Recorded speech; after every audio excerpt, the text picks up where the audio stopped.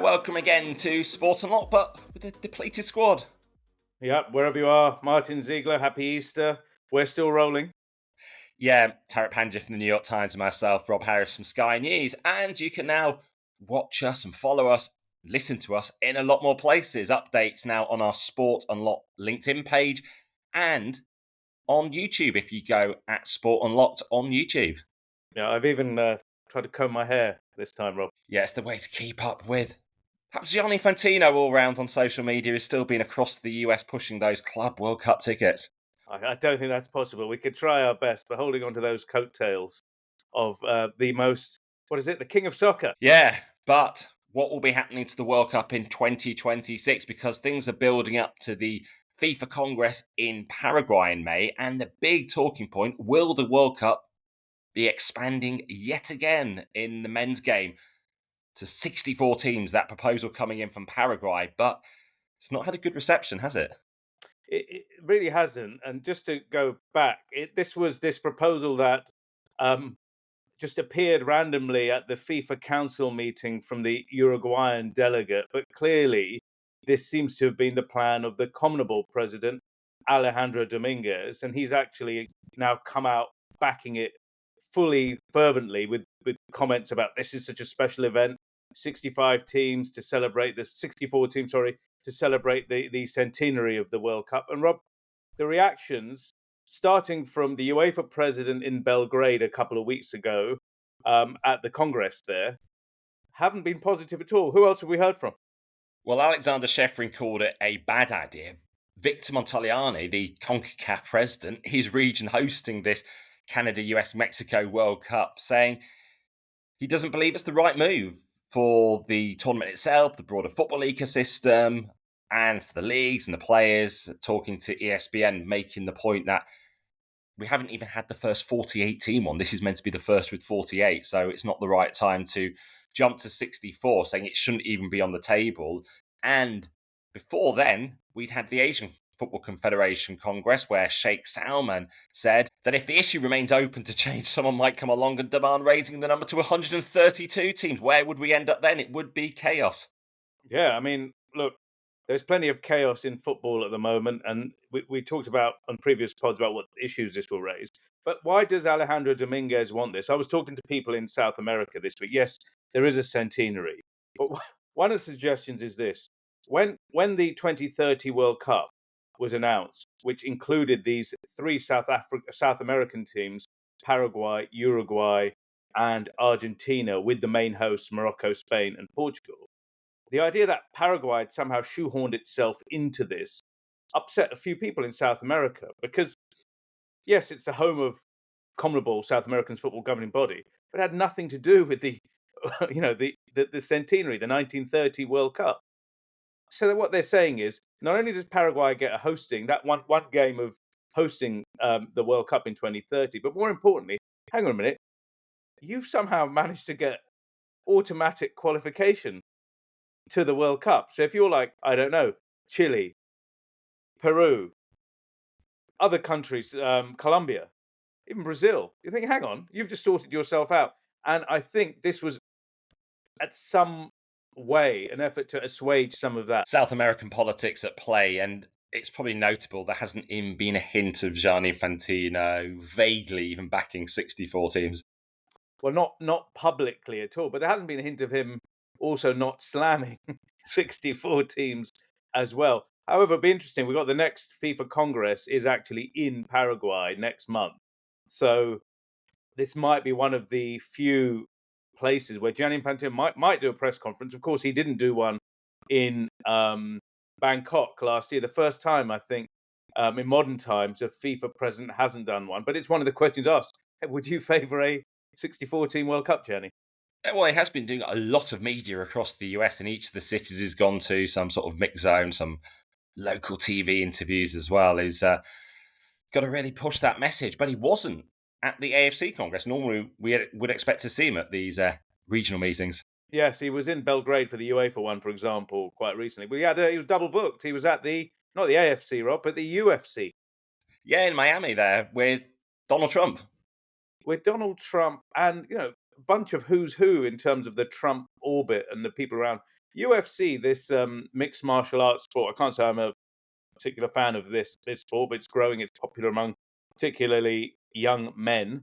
Has become a kind of, if you want to meet Donald Trump and his inner circle, where do you head? You can go to Mar-a-Lago, maybe go to the White House if you're invited there, or show up at a UFC event in Miami, and you might get an audience. And it was there where Gianni Infantino, I think, met Kash Patel, the FBI director, for the first time, but he's met him again since. Yeah, met him again in Washington, D.C., and certainly something FIFA are trying to highlight and emphasise, and pointing out how much FIFA has changed. Now it's the FBI director coming to meet FIFA, having cordial talks, exchanging plans for the World Cups, rather than what happened 10 years ago with the FBI leading the criminal case against so many football officials, leading to those raids in Zurich. It's a different world now, isn't it? And if you think about the priorities for the US government, the view on maybe white collar corruption has changed as well. If you look at some of the policies, Kash Patel is quite interesting from a footballing point of view as well. The most recent meeting, I think you said, was in Washington. There was another one, I think, at FIFA's headquarters in Miami. He was wearing, not in the most recent one, but in the previous one, a red and white striped tie. And if you look closely, it had the Liverpool Football Club insignia there. So, Liverpool fans, if you're listening or now watching this on YouTube, do let us know what you think of that. Showing his football credentials. This week also, Gianni Infantino with the Secretary of State for Transportation and American Airlines announced as a domestic sponsor of the World Cup. Of course, Qatar Airways, the global one, and air transportation, the key way of moving around that World Cup in North America. Yeah, exactly. This is going to be, it's immense, isn't it? The spaces you're going to have to cover. And it makes sense this is the deal because Qatar Airways doesn't have domestic routes within the US. It's probably a deal there done between not only FIFA and American Airlines, but Qatar Airways as well, allowing this to happen because they are the global partner of FIFA. We talked about the Club World Cup.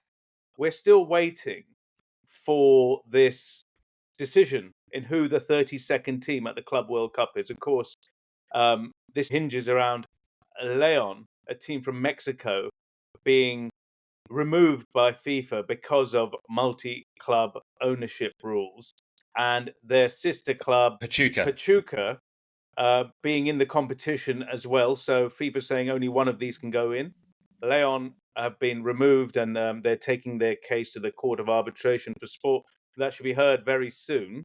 In the meantime, FIFA has said what they want is a playoff between the team that Leon beat in the final of the CONCACAF Champions League, which is LAFC from Los Angeles, and Club America of Mexico, which is the biggest football team in Mexico with millions and millions of supporters and likely to send thousands of fans to fill those empty seats at the Club World Cup. While we're waiting, there's been a lot of consternation saying why Club America should be involved. FIFA has a limit of 2 teams per country, unless it's a champion. Club America never made it to a final. They're only in this because of an issue that they are high on the coefficients. They performed well, but that a lot of people saying they shouldn't be in there. And Gianni Infantino, he was pushing forward this idea of this playoff game publicly. That's led to a furious outburst from the Leon coach. Eduardo Bariza saying, I won't discover anything describing the leaders of an organisation that's totally under suspicion of irregularities. I thought they were, that's referring to Infantino's comments on the replacement clubs, reckless, unnecessary and convenient. FIFA's president can't express himself on possible replacements without waiting for CAS's ruling. His words carry a lot of weight. So, certainly questions there about FIFA, and obviously questions about some of the qualification process in North America, given Inter Miami's entry into the tournament. Some news of one of Gianni Infantino's former advisors, Zvonimir Boban. He was Deputy General Secretary for a time, then went across to UEFA as Chief of Football. before quite a falling out with Alexander Sheffrin about a year ago. Zvonimir Boban had those senior roles both at FIFA and UEFA, and he did, fell out with Alexander Sheffrin. If you remember, this was last year when he had heard of these efforts to roll back the term limit statutes at UEFA, which successfully went through, which would allow Alexander Sheffrin to run, if he wanted, for another term beyond the 12-year cap. Boban quit quite loudly. That was a very big story at the time. Sheffrin, of course, said he planned to keep to his word and stand down at the end of his current term, which is this one. Asked most recently, he said if that was still his plan, he said now is not the time to talk about that. So potentially some rollback there. We'll see. But yes, Zvonimir Boban is now the chief executive of the Croatian club Dinamo Zagreb, where he was a former player, where he came of age as a football player, and where he made extremely big news. Yeah, former captain, and against Red Star Belgrade, there were clashes in the stadium. This is May 1990, and he was protecting supporters by launching a high kick at a police officer, as Graham Dunbar from AP noted this week. The incident revealed growing ethnic tensions that led to war across the Balkans for the next decades, and Boban was then suspended from the Yugoslavia squad that went to the 1990 World Cup look, in this Italy. was at that moment a really febrile atmosphere in the former Yugoslavia. As you said, it sort of preceded this horrible series of wars in the Balkans.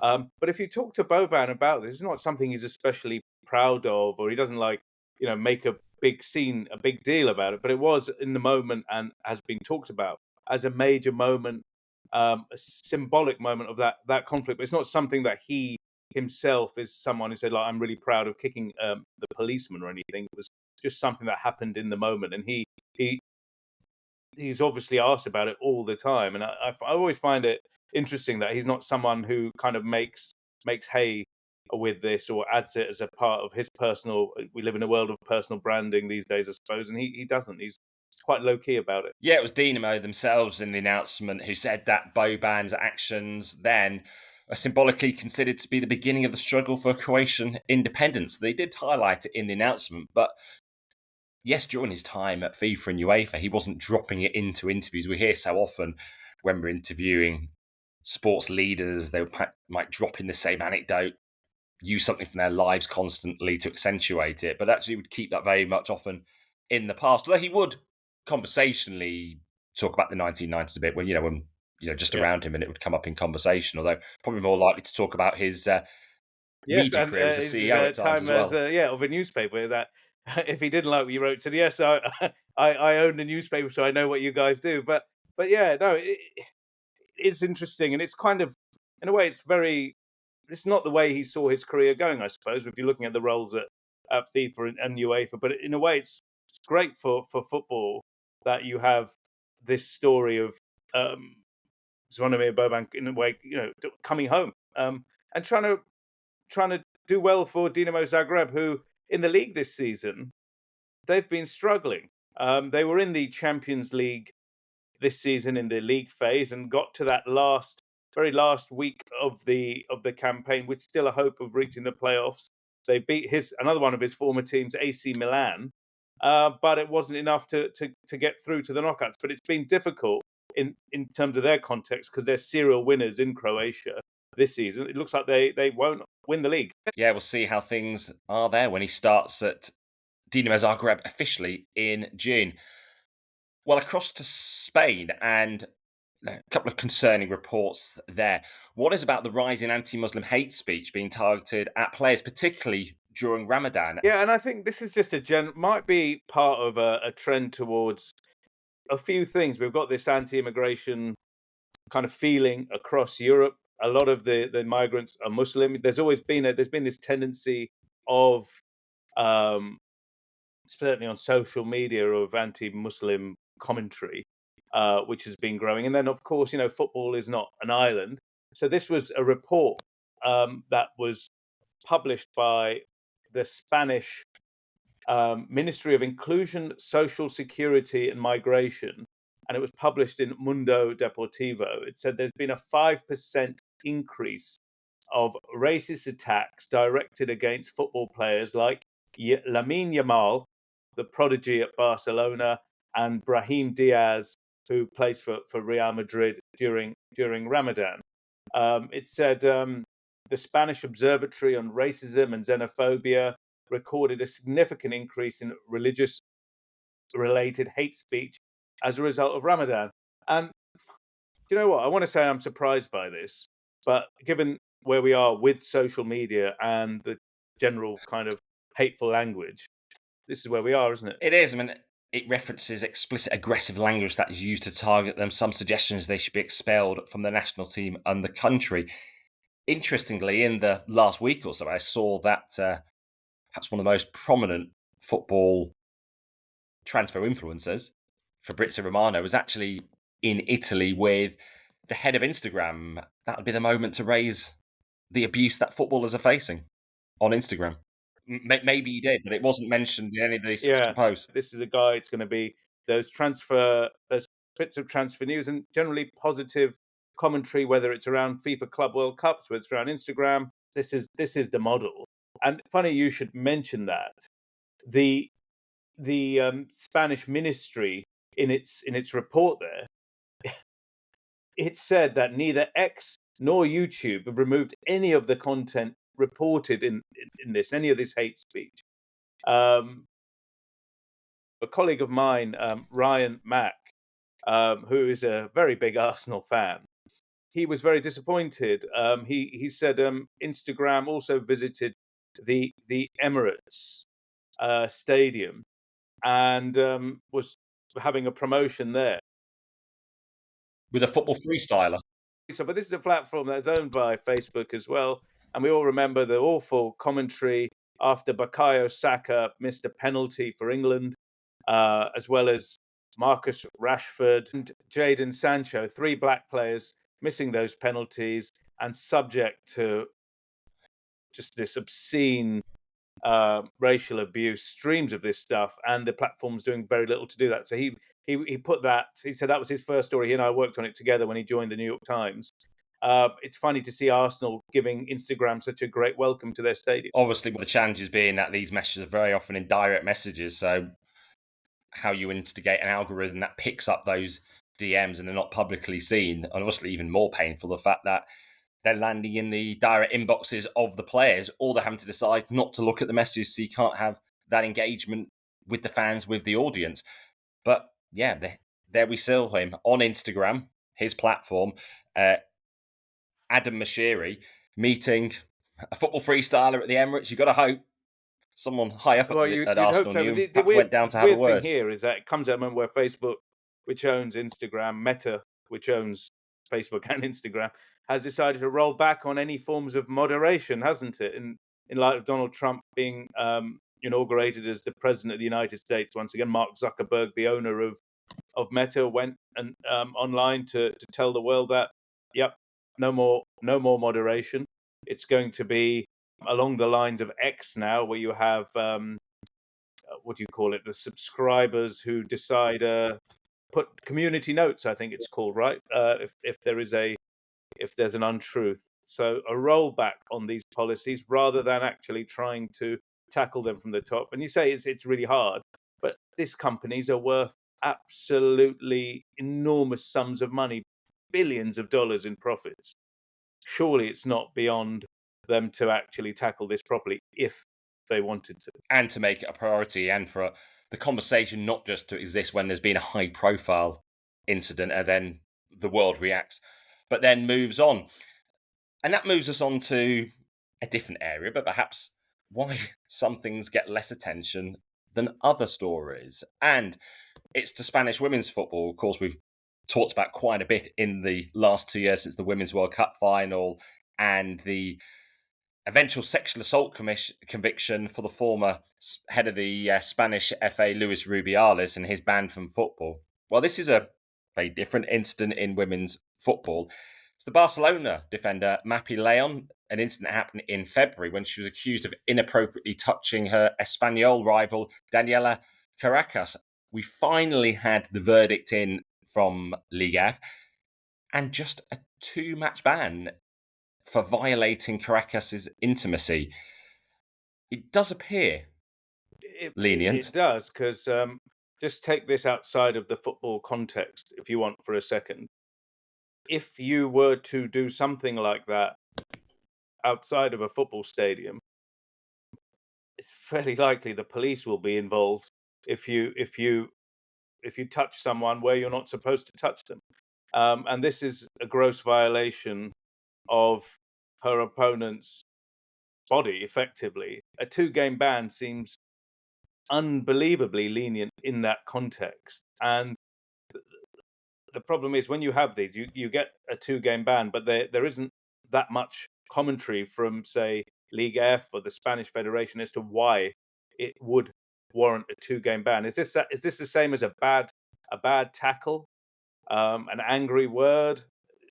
We don't know. But as described, it's quite a horrific thing to do, and then to get such a lenient ban, and you do wonder why. It seems, certainly, in terms of the stories that have travelled, there's more outrage over Kylian Mbappe only receiving a 1-match ban for a red card for violent conduct in La Liga, which usually would have been a 3-match ban for that dismissal, and it enables him to be back in time for the Copa del Rey final in that against context. Barcelona. If you describe it like that, people who aren't fans of Kylian Mbappe or Real Madrid, or people who want the rules followed, they'll see it as maybe power.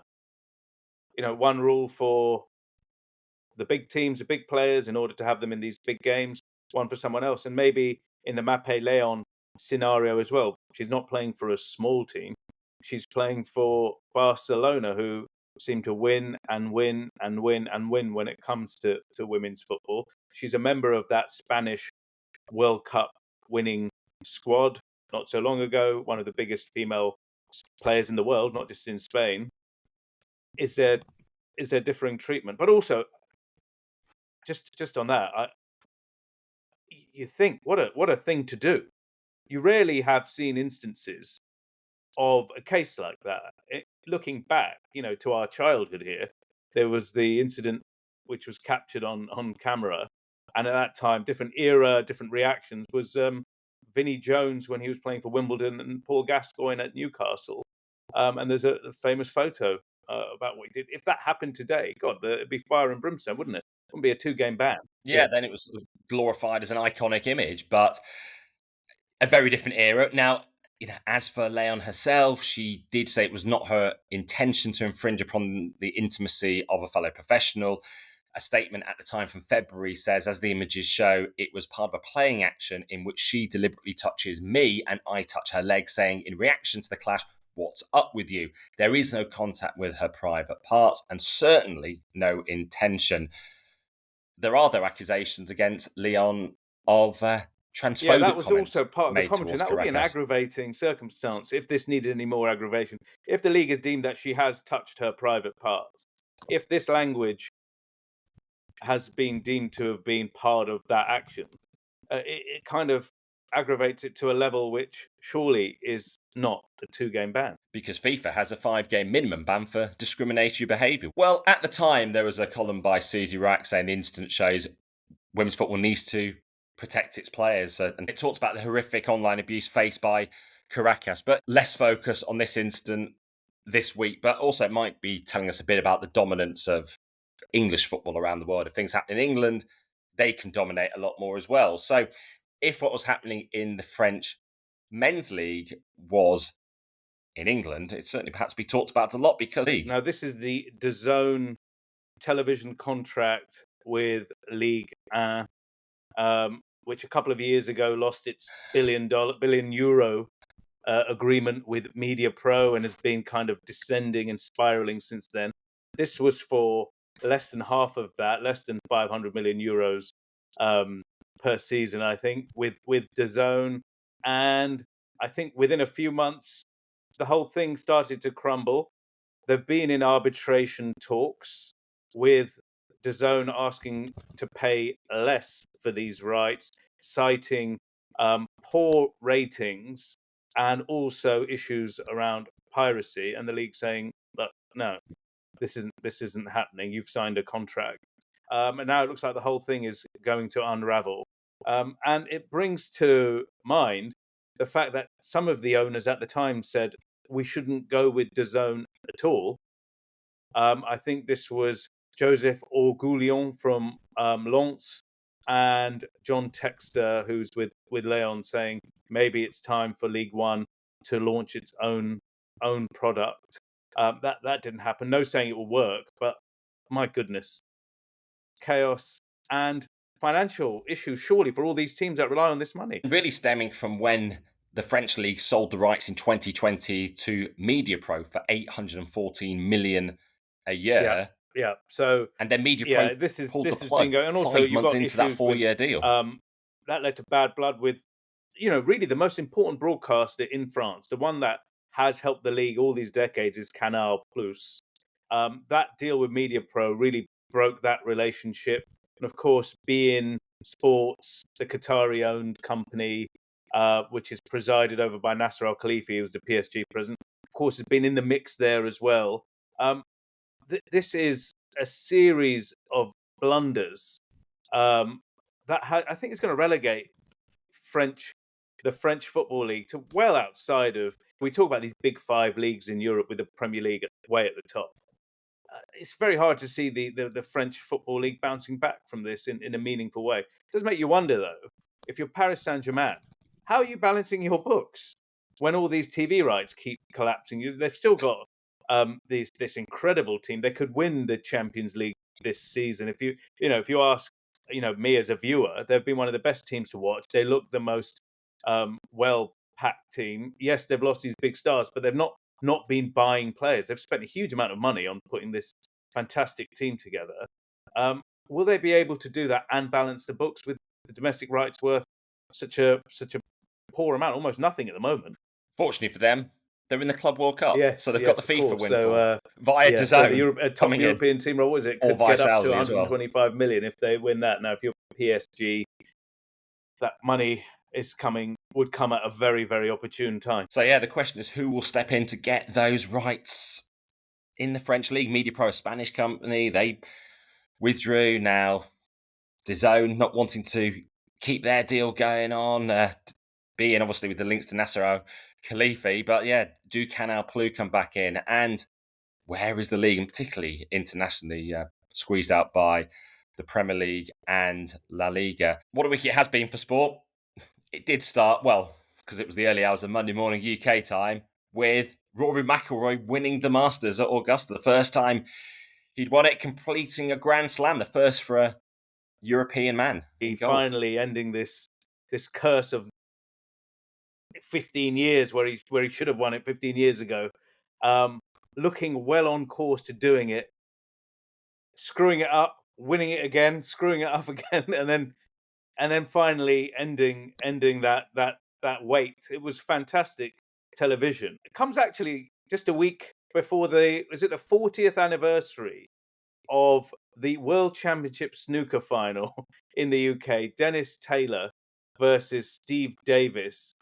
That final also ended after midnight, and if you would believe this, for younger listeners will find this very hard to believe, but I think about 18 million people in Britain were watching BBC Two after midnight to watch that final frame that hinged on this black that almost no one wanted to pop, and Dennis Taylor finally did, and he's got this famous scene of him wagging his finger at I think a pod listener at Trevor East, former ITV and Sky TV executive who was in the crowd that day. Anyway, I digress. Incredible scenes for Rory McIlroy there, and the numbers, Rob. Looking at a press release after that Sunday final round there at Augusta, 1.3 million viewers on average.